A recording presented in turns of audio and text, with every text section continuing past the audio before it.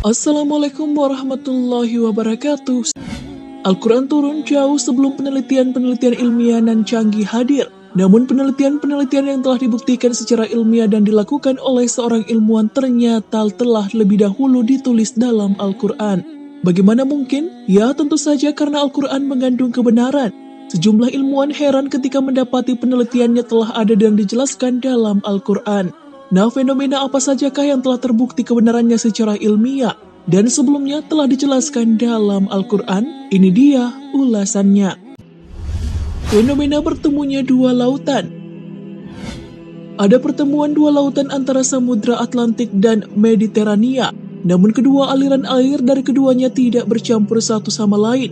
Jacques Yves Cousteau merupakan seorang oceanographer yang berkebangsaan Prancis menemukan pertemuan dua lautan tersebut.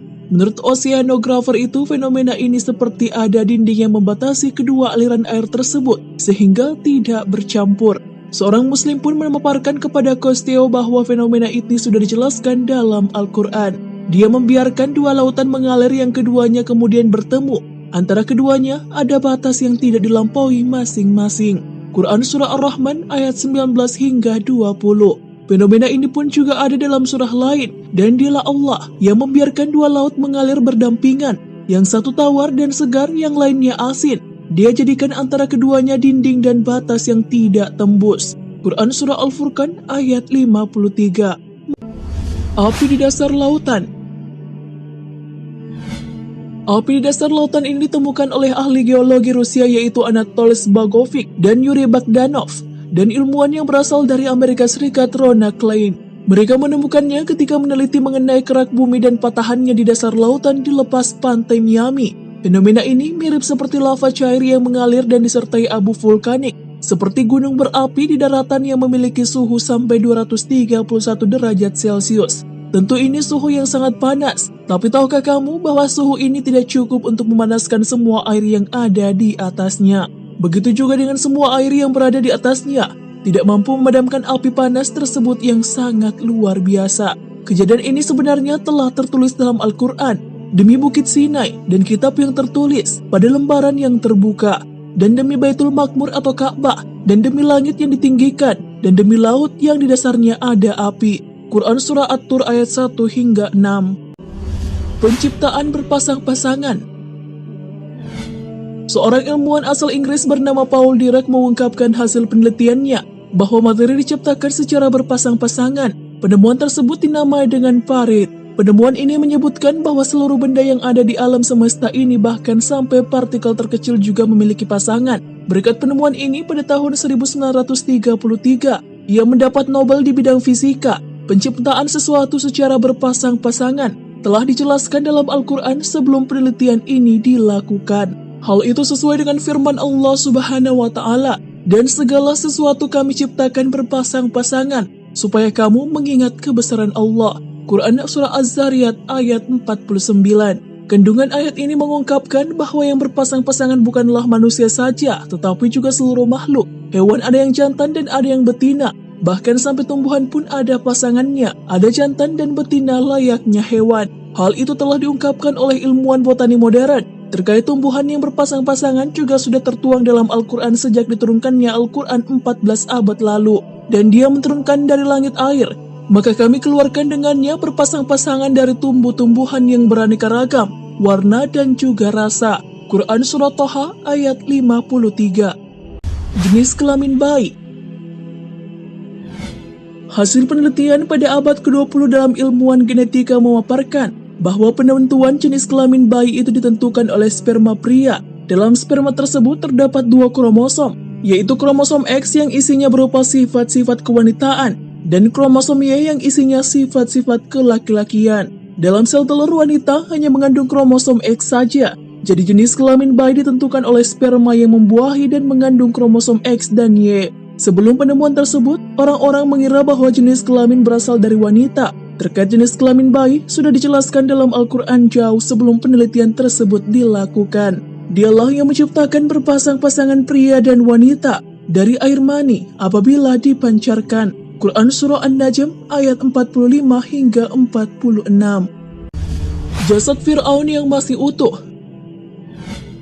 Presiden Prancis menawarkan bantuan kepada kerajaan Mesir pada tahun 1975 untuk mempelajari, meneliti dan menganalisis mumi Fir'aun atau Ramses II yang amat terkenal. Fir'aun yang dimaksud di sini adalah Fir'aun yang hidup pada zaman Nabi Musa alaihissalam. Fir'aun tersebut tenggelam di Laut Merah ketika mengejar Nabi Musa alaihissalam. Penelitian yang dipimpin oleh Profesor Dr. Maurice Bosaili berhasil mengungkap bahwa terdapat sisa-sisa garam yang masih melekat pada jasad tersebut. Hal ini telah dijelaskan dalam Al-Quran sebelum penelitian ini dilakukan. Maka hari ini kami biarkan engkau, hai Fir'aun, terlepas dari badanmu yang tidak bernyawa di telan laut, untuk menjadi tanda bagi orang-orang setelahmu, supaya mereka mengambil pelajaran. Dan ingatlah, sesungguhnya kebanyakan manusia lengah terhadap tanda-tanda kekuasaan kami.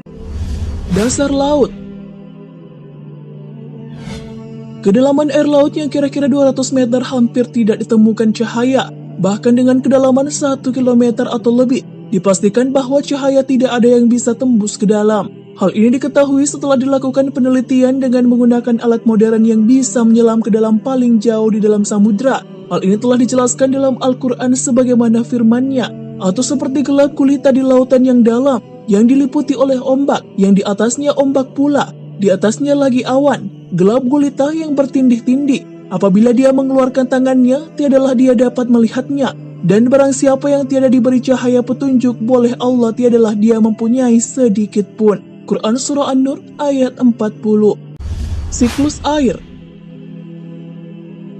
Proses terjadinya hujan terjadi melalui beberapa tahapan. Air yang ada di permukaan bumi, baik itu di lautan, sungai maupun di kolam, akan menjadi uap ketika terkena sinar matahari. Uap inilah yang akan naik ke udara dan kemudian menggumpal dan membentuk awan. Awan ini pun bisa dibawa kemana saja oleh angin, sesuai kehendak Allah Subhanahu wa Ta'ala. Jika kandungan air dalam awan tersebut sudah jenuh, hujan pun turun dan nantinya air itu akan kembali lagi ke lautan. Proses ini pun ternyata telah dijelaskan dalam Al-Quran. Allah dialah yang mengirimkan angin, lalu angin itu menggerakkan awan dan Allah membentangkannya di langit menurut yang dikehendakinya dan menjadikannya bergumpal-gumpal. Lalu kamu lihat hujan yang keluar dari celah-celahnya. Maka apabila hujan itu turun mengenai hamba-hambanya yang dikehendakinya, tiba-tiba mereka menjadi gembira. Quran Surah Ar-Rum ayat 48. Tumbuhan bertasbih. Majalah sains terkenal bernama Journal of Plant Molecular Biology mengungkapkan hasil penelitian tentang suara ultrasonik yang berasal dari tumbuhan. Penelitian dilakukan oleh tim ilmuwan yang berasal dari Amerika Serikat. Penelitian yang dipimpin oleh Profesor William Fromm ini merekam dan menyimpan suara ultrasonik yang berasal dari tumbuhan, kemudian diubah menjadi gelombang elektrik optik yang bisa ditampilkan ke layar monitor dalam bentuk rangkaian garis. Ternyata garis-garis tersebut membentuk lafaz Allah, yang belakangan diketahui bahwa itu adalah kalimat tasbih. Fenomena ini ternyata telah dijelaskan dalam Al-Quran, dan tak ada sesuatu pun melainkan bertasbih dengan memujinya. Tetapi kamu sekalian tidak mengerti tasbih mereka. Sesungguhnya dia adalah Maha Penyantun lagi Maha Pengampun. Quran Surah Al-Isra ayat 44. Ciri khas setiap manusia adalah sidik jari. Salah satu bagian tubuh manusia yang bisa digunakan untuk dijadikan sebagai acuan identifikasi adalah sidik jari. Karena sidik jari manusia adalah ciri khas setiap orang. Bahkan sidik jari menjadi metode yang digunakan dalam penyelidikan. Rupanya hal tersebut dijelaskan dalam sebuah buku berjudul Miracle of Al-Quran dan As-Sunnah.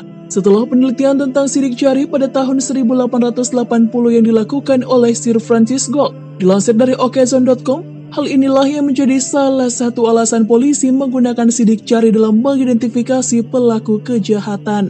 Sidik jari orang yang satu dengan orang lain tentunya berbeda, sehingga menjadi alasan untuk digunakan mengenali pelaku tindak kejahatan. Perihal sidik jari telah dijelaskan dalam Al-Quran. Apakah manusia mengira bahwa kami tidak akan mengumpulkan kembali tulang belulangnya? Bahkan kami mampu menyusun kembali jari jemarinya dengan sempurna. Quran Surah Al-Qiyamah ayat 3 hingga 4. Sidik jari sebagai ciri khas dari setiap orang menjadi alasan digunakannya sidik jari sebagai kartu identitas yang juga digunakan di seluruh dunia. Selain itu, sidik jari juga digunakan pada smartphone sebagai sistem keamanan karena sidik jari dinilai mampu menjaga keamanan data dalam perangkat teknologi. Garis edar tata surya. Ahli astronomi mengungkapkan bahwa matahari bergerak dengan kecepatan hingga 720.000 km per jam ke arah bintang Vega pada solar apex yang merupakan nama sebuah garis edar. Tentu pergerakan ini sangat cepat. Hal ini dapat diartikan bahwa matahari bergerak kurang lebih 17.280.000 km dalam kurun waktu sehari. Tak hanya matahari, semua planet, satelit dalam sistem gravitasi matahari juga menempuh jarak yang sama. Bahkan semua bintang pun. Fenomena tata surya dan garis edar telah dijelaskan dalam Al-Quran, dan matahari berjalan di tempat peredarannya.